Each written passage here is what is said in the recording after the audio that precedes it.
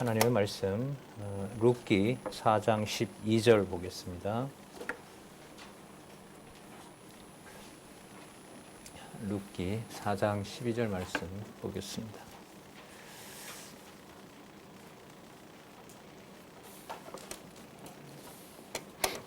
제가 보겠습니다. 여호와께서 이 소년 여자로 내게 후사를 주사 내 집으로 다말이 유다에게 낳아준 베레스의 집과 같게 하시기를 원하노라. 네, 한 절 읽었습니다. 교재는요, 우리 성경 강론 4권입니다. 한글 개역 성경과 함께 같이 공부해 가도록 그렇게 하겠습니다. 먼저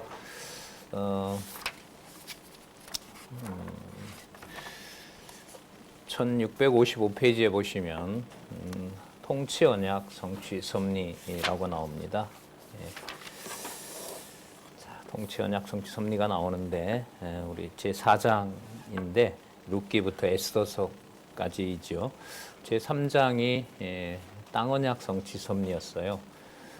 여러분들 가지고 계신 교재 1654페이지에 보시면 민수기 31장부터 사사기서까지 내용이 정리가 잘 되어 있습니다. 우리 방송실에서 준비한 땅 언약 성취 섭리 우리 개론 표와 함께 강론집에 있는 1654페이지 마지막 단락 민수기 31장부터 사사기 내용은 여호와께서 이스라엘 열조에게 세우신 3대 언약 가운데 땅 언약을 성취해 주시는 내용이다. 자, 이 부분을 중심으로 요약을 하고요. 바로 우리 통치 언약 성취 섭리로 들어가도록 그렇게 하겠습니다. 거기 한번 보시면은요. 민수기 31장부터 사사기 내용은 우리 또 표도요. 같이 한번 참조하시면 되겠습니다. 내용으로까지 읽었고요. 이스라엘 자손으로 하여금 요단 동편 땅을 정복하게 하시고 그들에게 자, 이게 민수기 31장 내용이었었죠. 민수기 31장부터 민수기 36장까지 내용이었습니다. 그다음 그들에게 호렙산 언약을 다시 교육시킨 다음 이게 신명기였고요. 그 다음 요단 서편 땅을 정복하게 하셔서 여호수아서죠. 그들을 시험하신 내용이라는 것이 분명하게 확인되었다. 시험의 내용은 시험 치는 거예요. 하나님의 자녀임을 확인해 주려고요. 그리고 사사기서에 또 여호수아 앞에 있었던 신명기에 호렙산 언약 재교육과 함께 완성해 주신 법이 있어요. 그야말로 이스라엘을 통치하시는 여호와 하나님의 모든 이름을 10가지 계명, 10계명을 바탕으로 계명과 율례와 규례로 상세하게 완성해 주신 법이 바로 신명기에 나타난 호렙산 언약, 모압 땅 언약이라고도 하지요. 거기에서 확인을 했습니다. 그 부분이 여호수아서의 근거가 되기도 하고 사사기서의 근거가 되어서 바로 여호와의 이름, 여호와께서 세우신 법이 어떻게 집행되는지를 확증해 준 사건이 바로 사사기서이다. 우리가 기억하실 겁니다.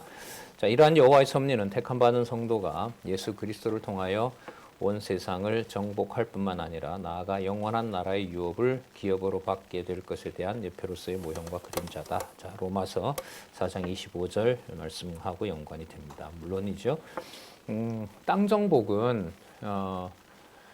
여기 나와 있는 로마서 4장 22절은 이제 핵심 근거를 제시를 해 놓은 거고요. 마태복음에서부터 요한계시록까지 모두 다 적용이 됩니다. 그러니까 땅 언약 성취 섭리에서 지금 짧게 요약되어 있는 이 모든 내용들이 신약 성경 전체에서 땅 언약 성취, 그리스도께서 통치하시는 땅, 그건 뭐 물리적이건 육적이건 영적이건 창세기에서 말씀하시는 태초에 천지를 창조하시니라라고 하는 그 지 개념하고도 바로 연결이 됩니다.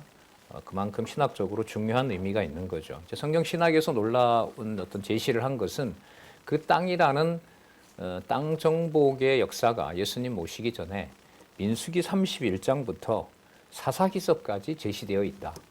그게 제가 확인한 바로는 전무후무하다는 거죠. 당장 마태복음에 가면 천국이 가까웠느니라라고 하시잖아요. 그리고 누가복음에 가면 천국이라는 단어가 아닌 하나님 나라가 나옵니다. 그리고 이제 사도행전에서부터 아시겠지만 교회라는 말이 나와요. 전부 이제 땅과 연관이 되는 거죠. 그 개념을 신약 성경 마태복음에서부터 계시록까지 하나님 나라를 에서도 드러나고 교회 이게 전부 어떤 지명과 특정한 장소를 얘기를 하는데 거기에 그렇게 나올 수밖에 없는 근거가 가장 광범위하게 전제가 되어 있다. 그게 무슨 소리냐? 그게 구약에는 민수기 31장부터 사사기서까지 근거를 두고 있다. 아무도 하지도 않았고 아무도 못 들어본 얘기입니다. 이런 연구들이 이제 앞으로 알려지고 그 단일 주제이죠. 우리 무엇인가에 보면 거룩이란 무엇인가, 정의란 무엇인가, 생명이란 무엇인가, 부활이란 무엇인가 그런 어떤 주제가 나왔던 거 여러분들 잘 아시잖아요. 그래서 성경 전체의 논리적 통일성, 논리적 일관성과 그 의미의 어떤 단순성, 의미의 단일성, 여호와 계시, 성경은 하나님의 정황무한 말씀이며 절대 진리이고 오류가 없고 문자상에 실수가 있다 하더라도 정황무한 하나님의 말씀을 의미로 계시해 주신 내용으로서는 오류가 없는 하나님의 말씀이다 라고 할 때 그 증거 중에 하나가 민수기 31장부터 사사기서까지. 그러니까 우리로 보면 교회를 이야기를 할 때 여러분들과 제 몸이 시작이 된 바로 그 장소에서 말할 수 없는 모든 진실까지 담고 있는 온몸이 알고 있는 그 모든 공간적이고 또 물리적인 또 모든 사건에서 거기에 하나님이 어떻게 역사했느냐라는 것을 공간 개념으로 기억을 하게 될 때 구약의 근거는 민수기 31장부터 사사기서까지입니다. 좀 강하게 말씀드리면 민수기 31장부터 사사기서 내용을 담겨 있는 하나님의 그 계시적 의미를 명확하게 모르고서는 이 지상에 왜 이런 방식으로 아까 본문에도 나왔잖아요. 강론집 여기 주석에도 땅을 정복하게 하셨다. 교회가 왜 정복하는 이 세상 땅을 정복해 가서 하나님 나라가 되도록 하시느냐라는 의미를 정확하게 이해하는 데 한계가 있다는 거죠. 좀 더 강하게 말씀드릴까요? 교회를 말할 때 민수기 31장부터 사사기서까지 모르면 말하지 마라. 그 정도로 중요한 의미를 담고 있는 겁니다. 통치는 안 그런가요? 더 하죠. 그 자손 땅 통치 의미가 우리가 역사서로 얘기를 하잖아요. 거기에 담겨 있는 의미가 법을 바탕으로 해서 이스라엘 전체 역사, 이스라엘 전체 역사는 나라가 흥하는 걸로 끝나나요? 망하는 걸로 끝나나요? 망하잖아요.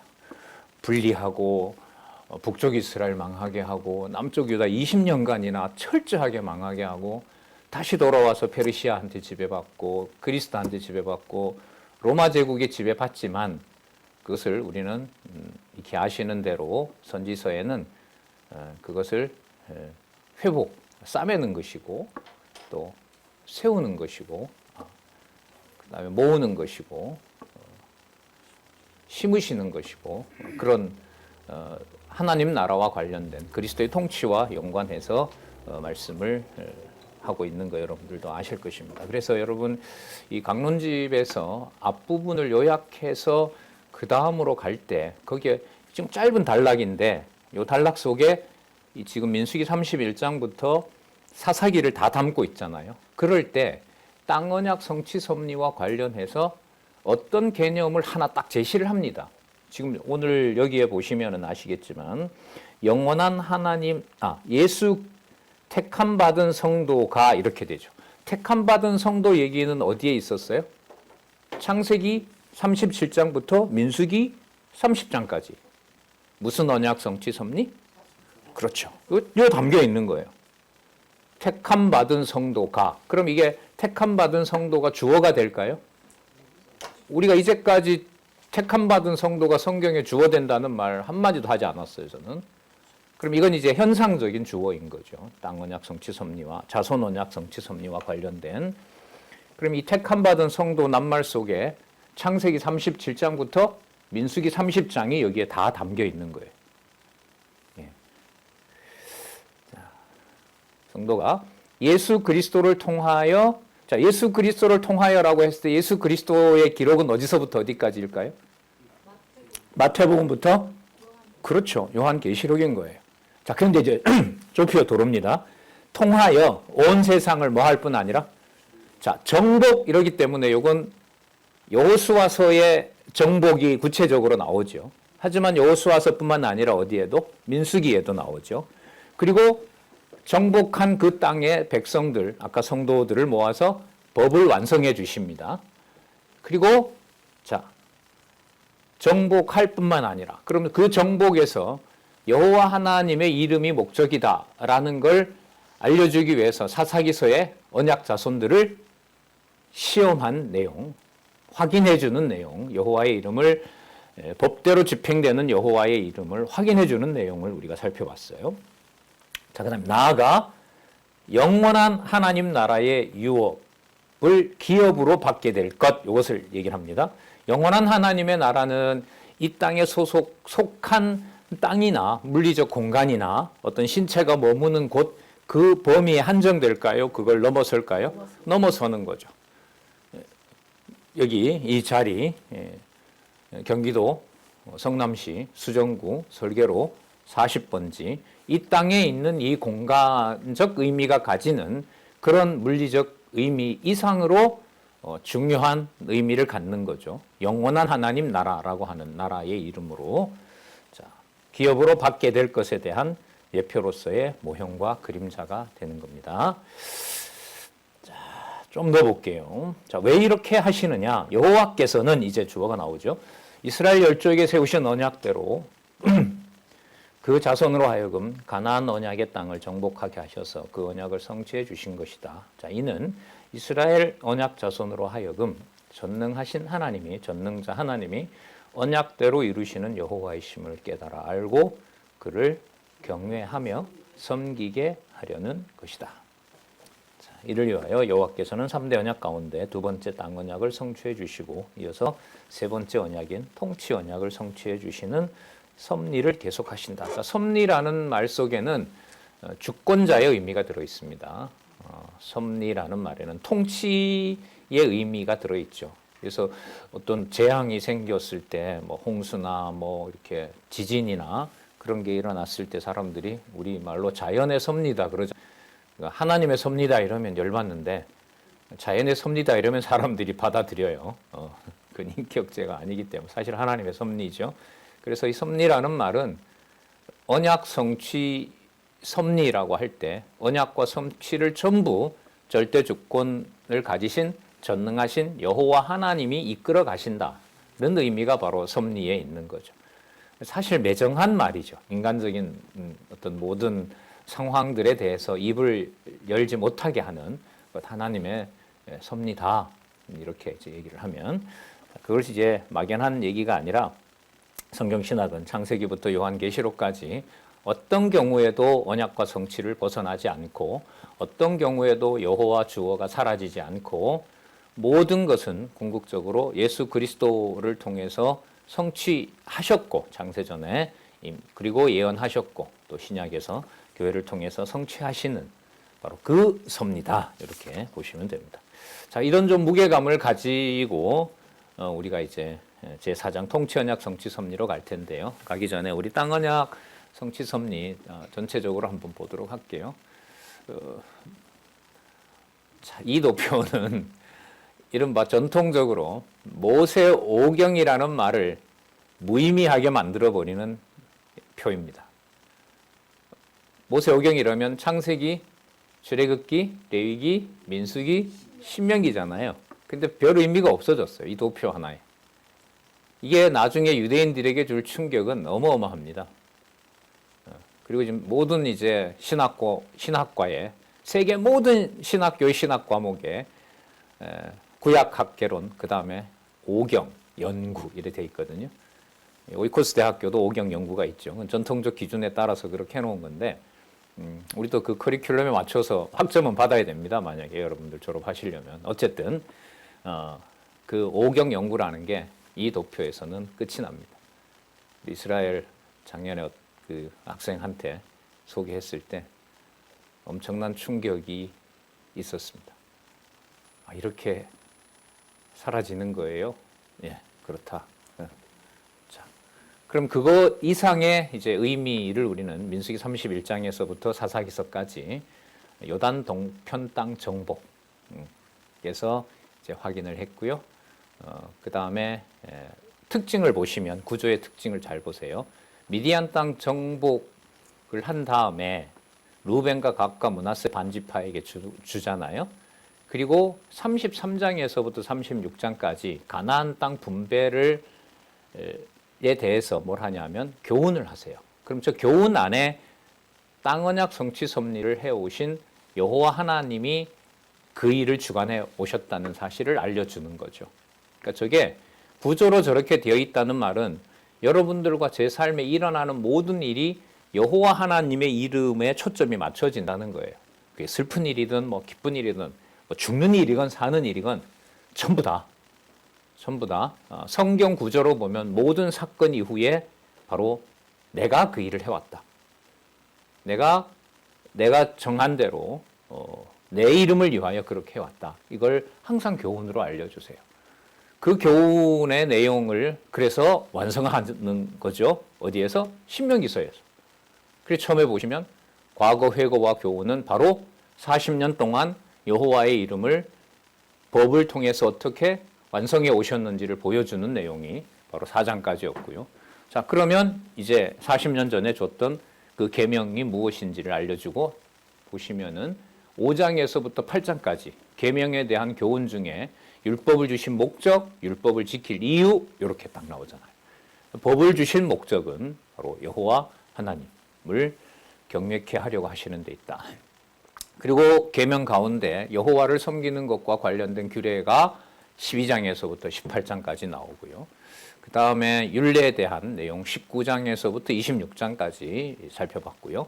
그 다음 또 교훈이 나오잖아요. 27장에서부터 34장 앞으로 언약을 그대로 이루실 것에 대한 약속을 잘 아시는 대로 28장에서부터 뭐와 뭐가 함께하는 복과 저주. 자, 복과 저주는 누구 기준이다? 여호와 하나님 기준이에요. 자, 무슨 뜻이냐 하면 저주받는 것 같지만 저주받는 상황에서 누구 이름을 지우지 않는다? 여호와 이름을 지우지 않는다. 따라서 저주는 저주라고 말할 수 없다. 자, 그럼 복도 복이라고 말할 수 없는 이유가 가나안 땅에 들어가서 따뜻하고 배부를 때 누구를 잊어버린다? 여호와를 반드시 잊어버리게 된다는 것은 어디에서? 사사기서에서 보여주는 거죠. 그러니까 반드시 들어간다. 그게 여호수아서에서 서쪽 요단 서편 땅 정복이고요. 들어가서 반드시 나를 잊어버린다. 그게 사사기서인 거죠. 그리고 반드시 잃어버린다는 것이 그러면 나쁜 거냐? 그래서 반드시 맞는다. 법대로. 그러면 반드시 누구 이름이 드러난다? 여호와 이름이 드러난다. 그래서 신명기서에서 말하는 복과 저주 언약은 사실상 이게 레위기 26장에서 이미 예고가 됐어요. 그 5차례에 걸쳐서 그 배신하고 불신한다는 내용을 계속 얘기를 하잖아요. 레위기 26장에 보면. 그리고 마지막에 그 성이 황폐화된다라는 약속도 해요. 근데 성이 황폐화된 것이 그 성이 뭐 하는 일이다? 안식하는 일이다라고 얘기해요. 그러면 잘 망한 거죠. 안식을 위한 거니까. 안식을 위한다는 말은 오직 여호와의 뜻이 그대로 성취됐을 때 부족함 없이 모자람 없이 미련 없이 완벽하게 완성이 됐을 때 안식이라는 개념을 씁니다. 그 어디에 나오냐 하면 창세기에 나오잖아요. 여호와 하나님의 하신 모든 일을 마치시고 그날에 뭐 하셨더라? 안식하셨더라. 그러니까 안식이라고 하는 그 개념은 하나님이 정하신 모든 일을 그대로 다 완벽하게 이루셨을 때. 자, 그래서 레위기서의 26장에서 그 개념을 쓰잖아요. 황폐하게 됐고 70년 동안 아무것도 거기에 거할 수 없도록 한 거기에 황무지가 되고 숲이 만들어지고 뭐 사람이 이게 살던 곳인가라고 추측할 수 없을 정도로 황폐화된 그곳을 뭐라고 얘기를 해요? 안식하게 된다라고 얘기를 합니다. 자, 바로 그 의미 속에도 이미 들어있죠. 그러니까 망하는 걸 더 이상 망했다고 말하지 말라 이런 거죠. 그게 신명기서에서는 무엇과 무엇으로 하나 되는 선한 일, 복과 저주로 하나가 되는 일로 완성이 되는 겁니다. 그걸 실제로 보여주는 내용이 사사기서라고 보시면 돼요. 자, 그러면 통치 언약 성취 섭리에서 이제 룻기가 나오고요. 룻기 다음에 사무엘상하가 나오잖아요. 그러니까 룻기와 사무엘상, 특히 사무엘상 1장에서부터 그 16장까지 다윗 왕이 이렇게 등장하기 전까지 사울 왕이 등장할 때까지 그것은 시대로 보면 어디와 연관이 되어 있냐면 사사 시대와 연관이 됩니다. 사무엘이 사사고요. 그 다음에 사울 왕, 다음에 다윗 왕이 오기 때문에 통치 언약을 이루시는 구체적인 일은 다윗을 통해서 하나님께서 이루시잖아요. 그래서 이 전체적인 흐름으로 봤을 때 몸에 느껴지는 분위기는 어디냐 하면 아직 사사기라고 보시면 돼요. 그러니까 사사기서의 가장 중요한 요절이 뭐냐 하면 왕이 없으므로 자기 소견에 옳은 대로 행하였더라. 그래서 지금 강론집에도 보면 그 룻기와 사무엘상에 대한 주석을 할 때 어떤 용어들을 많이 쓰냐 하면 자기 소견에 옳은 대로 행한다라는 얘기가 나옵니다. 그럼 여러분 자기 소견에 옳은 대로 행한다는 게 나쁜 것인가 아니면 나쁘지만은 않은 것인가? 그럼 이때 나쁘지 않다. 그러니까 하나님의 심판이다, 하나님의 복이다라고 하는 그 기준은 성경에서 찾아야 된단 말이죠. 근데 그 기준을 우리는 신명기서에서 이미 다 답을 가지고 있어요. 뭐와 뭐로? 복과 저주로. 복과 저주로. 그리고 복과 저주가 따로따로 있는 게 아니라 서로 아주 긴밀하게 교착이 돼요.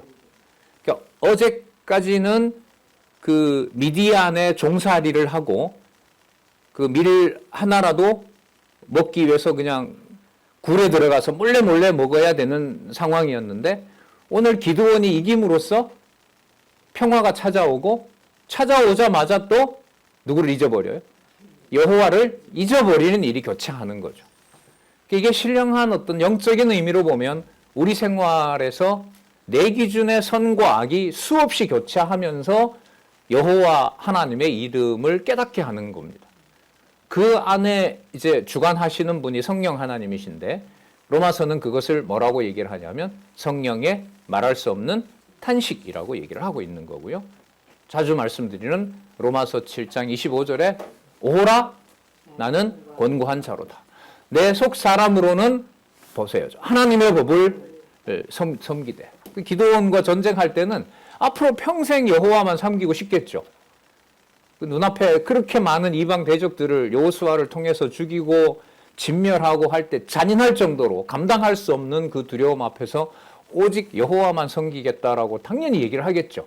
그런데 정복이 끝나고 분배를 받고 전리품을 가지고 딱 들어가는 순간부터 누가 생각이 안 나요? 여호와 생각이 안 나는 거예요. 그럼 범죄해서가 아니에요. 그렇게 되는 거예요. 사도행전에 보시면 이제 나오잖아요. 바울이 조금 전까지 맞았어요. 맞고 도망가고 이제 죽었나 싶어서 던져버렸는데 던져버리고 숙소에 와서 누웠을 때는 몸으로 또 몰려와요. 아, 이제 살았구나. 그래도 이 모든 의미가 내가 사도니까 이런 거지. 뭐가 보여요? 죄의 법 아래로 나를 사로잡아가는 것을 보는 거예요. 그래서 한때 이러한 죄인에 대한 깊이가 있는지 없는지에 대해서 개론에도 이제 제시를 하고 있기 때문에 죄인의 눈이라는 이 문제가 과거 신학원에서 우리 로고스 신학연구원이 있었죠. 로고스 신학원에서 이것으로 강조를 하고 이 부분을 신앙적으로 공감을 얼마나 하느냐라는 걸 가지고 심도 있게 성경 신학은 결국은 여호와의 이름을 온몸으로 배우게 하고 세우기는 것이다라는 그런 논의를 한때 한 적이 있었어요. 지금도 마찬가지라고 저는 생각을 해요. 자손 땅 통치 언약.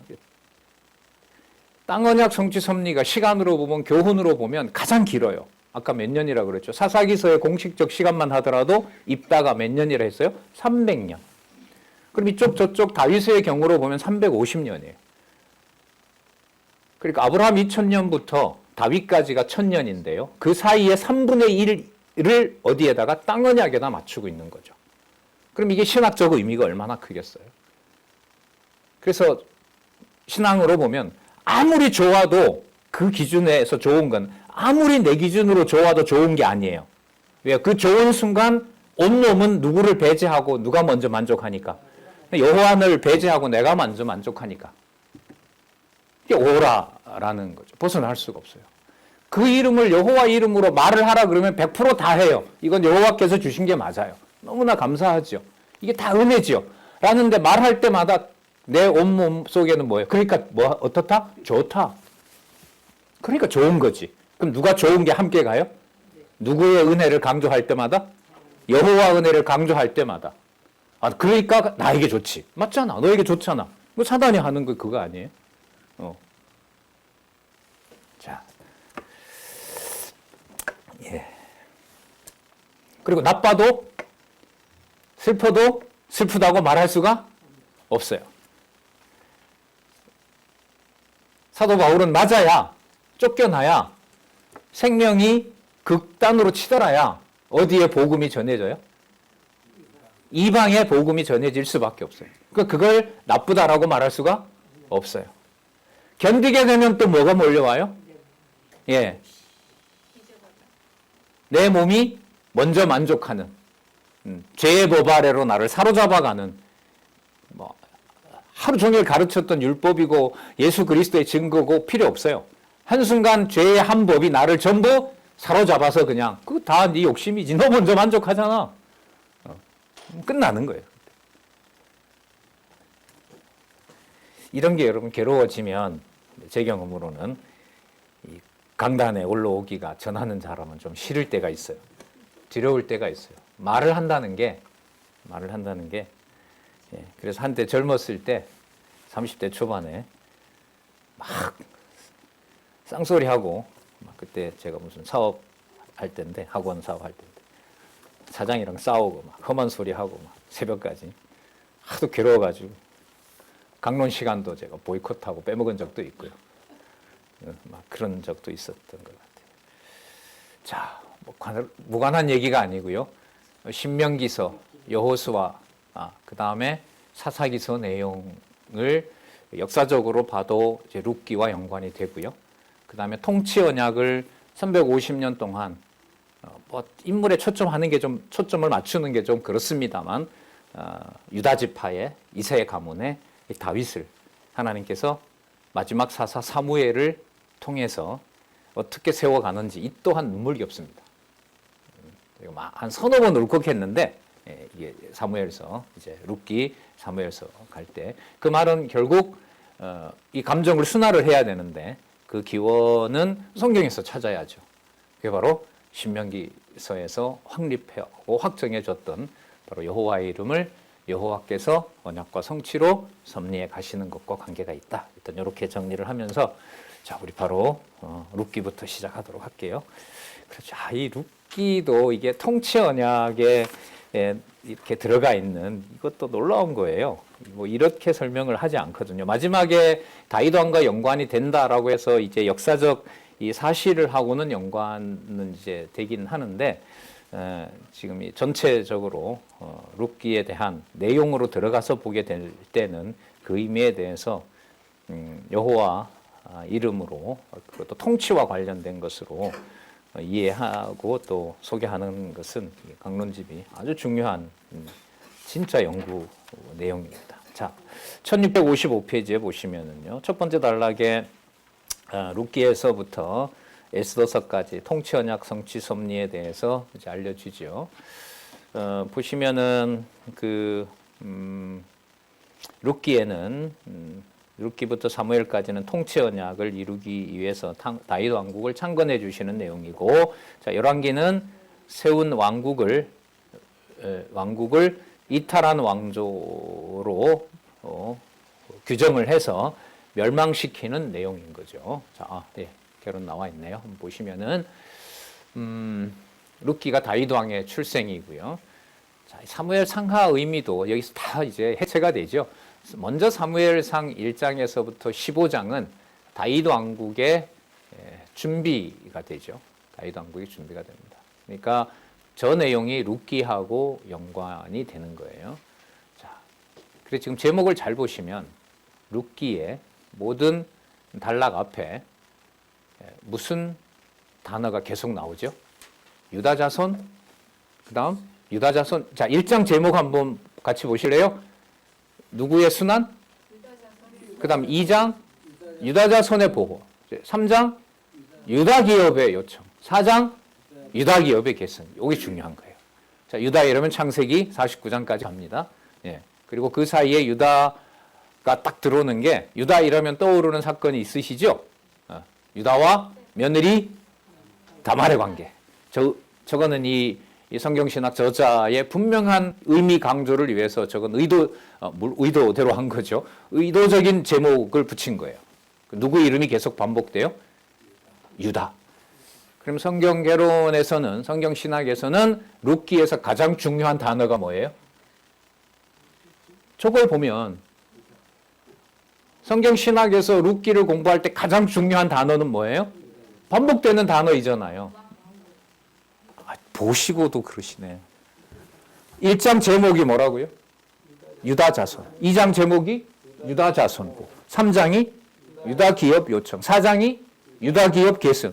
가장 많이 룻기에서 반복되는 구조가 낱말이 유다. 그러면 성경 신학에서 룻기서를 공부할 때 가장 중요한 개념은 뭐다? 유다. 이렇게 되는 거예요. 강력한 거예요. 여러분, 구조가 제목을 짧게 이렇게 요약을 했을 때 이것이 주는 의미는 굉장히 강력합니다. 자, 그 다음 사무엘상 1장에서부터 15장까지 다윗 왕국의 준비는 유다라는 말하고 관계가 있을까요? 없을까요? 있죠. 자, 사무엘이 나와도 관계가 있어야죠. 그 다음에 사무엘상 16장에서부터 사무엘하 10장까지 하로 넘어갑니다. 다윗 왕국의 건설. 히브리 성경은요, 사무엘입니다. 그냥 사무엘상하가 없어요. 그건 이제 나중에 나누어 놓은 거고요. 그 다음에 다윗 왕국의 건립이 나옵니다. 그 다음 사무엘하 11장에서부터 24장까지 다윗 왕국의 보호. 자, 보호. 그 보호 내용에 보면, 자, 우리 복습 한번 할게요. 다윗 왕국의 보호잖아요. 요 밑에 보세요. 왕가에 뭐가 있죠? 타락과 비극이 나오죠. 타락과 비극이 보호인가요?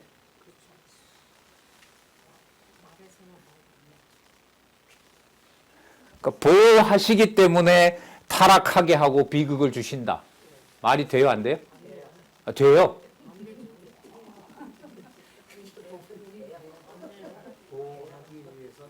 예, 앞으로 집에 일어나는 모든 일은 윤 권사님에게는 보호입니다. 아멘요? 예, 됐습니다. 권사님 졸업. 더 이상 이제 공부 안 하셔도 돼요. 자, 그럼 여러분 여기 회복 볼게요. 회복이 비극을 회복하는 걸까요? 그런 의미도 들어가요. 그런 의미도 들어가요. 자, 그럼 이때 교훈은 회복해서 좋다라는 교훈일까요? 그러면 이 교훈은 어디로 갈까요? 위로 쭉 올라가서 누구 이름으로? 여호와 이름으로 가는 거예요. 자, 그러면 여기서 이 비극이 사무엘하의 이 구조에 이게 좀 자신이 있는 게, 받아들일 만한 게, 신명기서에서 무슨 언약과 무슨 언약이 구분할 수 없이 교차된다는 걸 우리 확인했죠? 복이 더 이상 복도 아니고 여호와이즈니까 저주가 더 이상 저주도 아닌 누구 이름 기억하니까 야 그러면 타락과 비극이라는 것이 누구 이름에 맞춰지겠구나 저게 여호와이다 이렇게 되는 거예요. 그래서 이게 신명기서에 나타난 호렙산 언약 재교육이 그렇게 중요한 거예요. 유대인들은 그걸 법의 완성으로 보지만 성경 신학에서는 누구 중심으로 가는 여호와 중심으로 가는 그게 300여 년 동안의 사사기에서 보여준 거예요. 그러니까 나중에 유대인들과 만약에 대화할 때 사사기서 기간이 350년인데 그 350년에서 어디까지 복이고 어디까지 저주냐 답 못합니다. 그 본문 그대로 읽는다 하더라도 그러면 답은 하나로 귀결이 돼요. 그 모든 것들이 누구 이름으로 간다? 여호와의 이름으로 간다. 그리스도를 안 믿어도 섭리 기준으로 보면 이스라엘 사람들은 바로 그런 이스라엘의 비극의 역사를 여호와를 부르게 하는 역사로 실제로 씁니다. 그리스도가 없이 구약의 역사로 보더라도 그게 그리스도를 통하여 이루어진 것으로 이제 가게 되는 거죠. 자, 열왕기상 이탈 왕조가 멸망해요. 그럼 멸망은 막 시킬까요? 법대로 하실까요?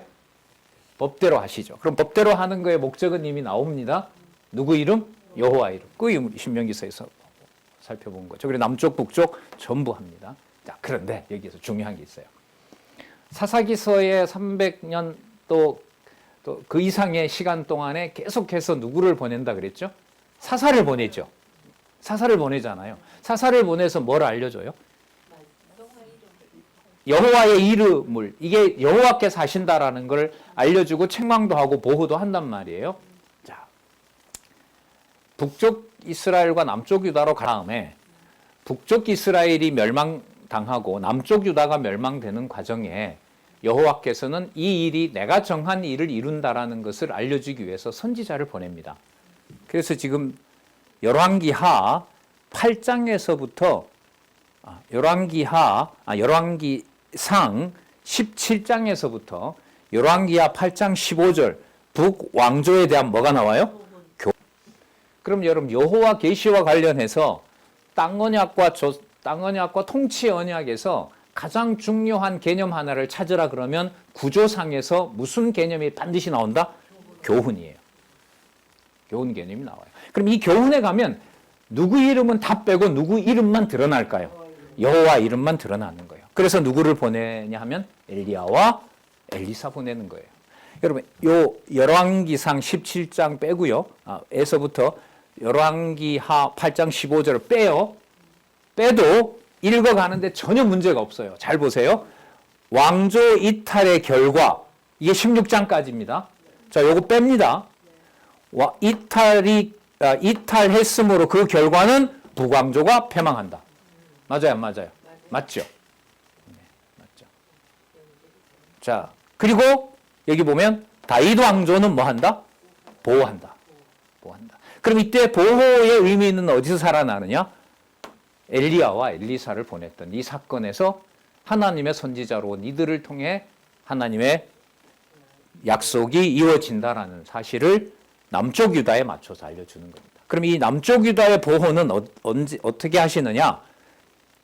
역대상에 가면 아담과 연관이 되면서 70년 포로 후에 어떻게 했는지를 연관을 시켜줍니다.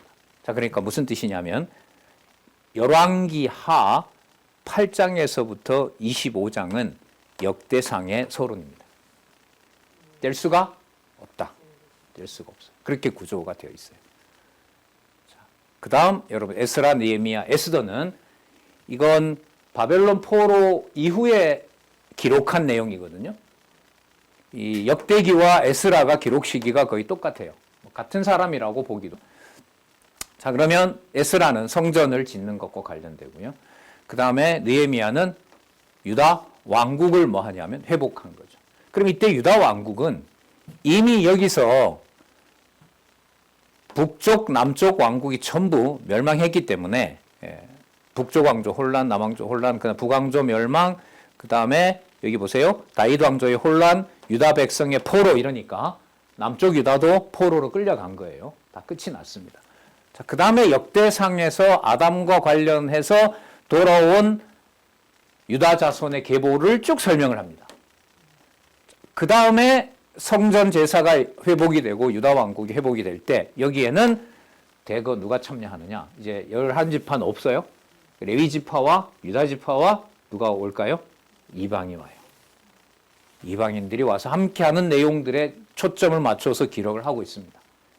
그리고 이방 왕을 급기야 이방 왕이 자기 민족을 벌하면서 유다 자손을 보호하는 내용이 어디냐 하면 에스더입니다. 여기에 그 아하수에로 왕이 에스더의 남편이잖아요. 그래서 에스더를 죽이려고 했던 그 나아만을 그 심판한 다음에 자, 아하수에로 왕이 에스더에게 물어요.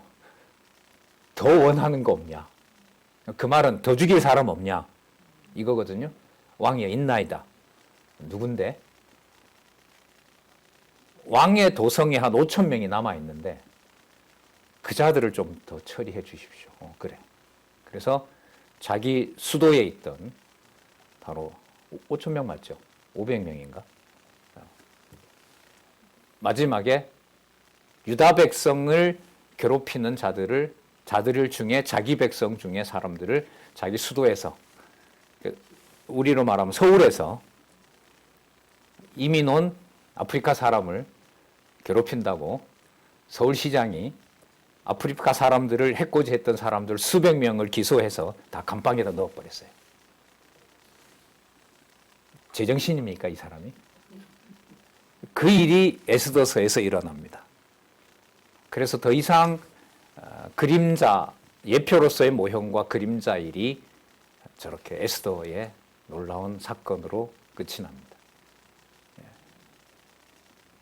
자, 그래서 이제 제4장 통치언약 성취섭리 보도록 하겠습니다. 자, 우리 아까 요절 한번 더 볼게요.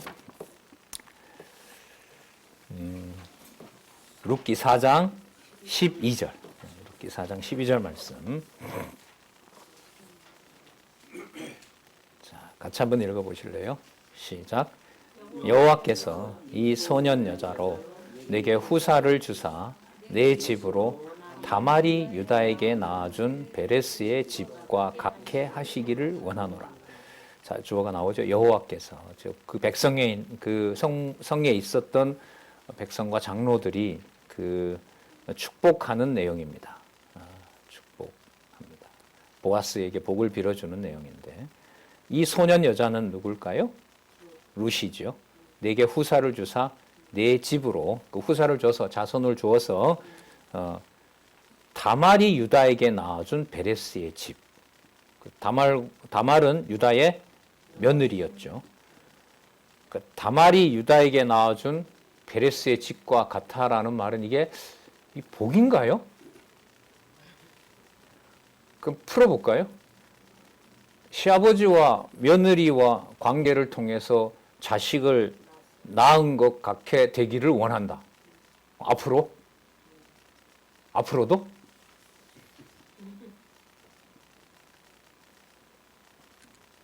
예.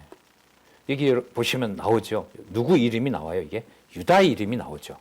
그래서 지금 아까 이 개론, 이 마지막 이 완결판 개론 제목인데요, 이게 무슨 이름으로 다 정리를 했어요? 과거에는 다윗이었어요. 이걸 어디로? 유다로. 그리고 그 유다는 어디에 나와요? 성경에 나와요. 근데 당장 들어가서 본문을 보면 이 내용이 편안해요? 불편해요? 불편해요. 어느 정도로 불편해요? 지우고 싶을 정도로. 다 감춰놓고 싶을 정도로.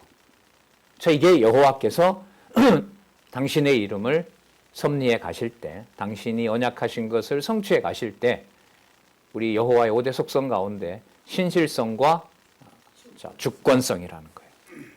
우리가 악인도 악한 날에 쓰기 위해서 그렇게 하신다는 잠언 요절도 알고 계신 것처럼 지금 이 4장 12절에 요절은 다말이 유다에게 낳아준 베레스의 집. 함부로 우리 기준으로 평가할 수 없는 여호와 하나님의 주권적인 언약 성취 섭리의 역사가 여기에 들어옵니다. 아니 얼마나 좋아. 여기다 이거 넣지 말고 사라가 아브라함에게 낳아준 이삭과 같이 되기를 원하노라. 얼마나 좋아요. 그죠? 그 다음에 기억이 잘 안 나네. 어쨌든 좋은 이름, 좋은 이름. 누가 누구에게서 나오진 것처럼. 근데 하필 며느리와 시아버지의 관계를 통해서 낳아준 그 집과 같게 되기를 원하더라. 이거 딱 들으면 이거는 복이 아니에요. 그런 수치스러운 가문이다 이런 말 아니에요. 그래서 여기에 인간 중심적인 어떤 해석의 여지를 들릴 수 있는 걸 완전히 배제해 버립니다. 진짜 성경은 권위가 맞아요. 그걸 내가 했다 어쩔래 뭐 이런 거 아니에요? 자, 진짜 하나님의 말씀은 진짜 심판 기능을 바로 하신다는 것을 확인할 수가 있습니다. 네.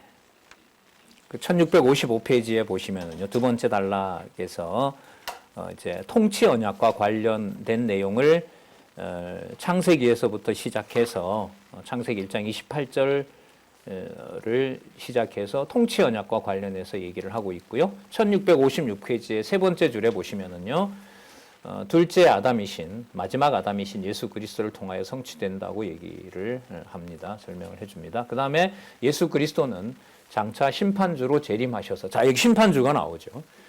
자, 그럼 이때 심판주는 여호수아가 땅 정복과는 달리 다윗이 정복 전쟁을 하는 것은 무슨 의미가 있어요? 심판의 의미가 있는 거죠. 악을 심판하는. 세상 모든 권세를 심판하시고 진멸하신다. 그리고 온 세상을 정복하여 자 뭐까지 나와요? 천년왕국까지 나오고요. 스스로 만왕의 왕이 되어 온 세상과 세계 만물을 다스리고 주관하신다. 어디까지? 요한계시록까지. 우리 지난 연말에 작년 연말에 우리 끝 내용까지 우리가 살펴봤었죠. 자, 그래서 택함 받은 성도로 하여금 전능하신 하나님이 언약대로 이루시는 여호와이심을 깨달아 알고 그를 경외하며 섬기게 하신다. 그리고 여호와를 찬양하라는 의미의 할렐루야 찬양을 부르게 하신다. 자, 계시록까지. 그러면요. 이 계시록 공부를 할 때도 여기서 이제 안내를 하고 있죠. 어디서부터 어디까지네요? 룻기에서부터 에스더서 내용이 바로 요한계시록의 근거가 됩니다. 이렇게. 자, 그걸 이제 우리가 같이 확인해 가시면 됩니다. 자, 다윗 왕국의 창건 룻기부터 사무엘 하까지. 자, 그리스도와 관련된 신학적 의미를 또 볼게요. 1656 밑에서부터 네 번째 줄. 섭리는 하나님께서 첫 아담에게 세우신 3대 언약 가운데 세 번째 통치 언약을 이루어 주시려고 마지막 아담 예수가 만왕의 왕 계시록 17장 14절 만왕의 왕이신 그리스도로 오셔서 자, 무슨 나라? 무슨 나라? 하나님 나라를 세우시고 또 보호하시는 섭리에 대한 예표로서의 모형과 그림자다. 계시록 11장 15절 매우 중요한 구절입니다. 세상 나라가 누구의 나라가 된다? 주의 나라가 돼요. 자, 바로 그것과 관련됩니다. 그러니까 주의 나라가 된다는 말은 누구의 이름을 뺄 수 없는 나라가 된다. 여호와의 이름을. 좋은 일에만? 교회가 편안할 때만? 아니에요. 교회가 고통받을 때도 여호와의 나라가 되는 거예요. 누구의 이름이 이제 드러나면서 깨닫게 되도록 섭리를 하냐면 바로 여호와의 이름과 연관이 되기 때문에 우리 잠시 쉬셨다가 다윗 왕의 출생과 관련된 룻기 내용을 살펴보도록 하겠습니다.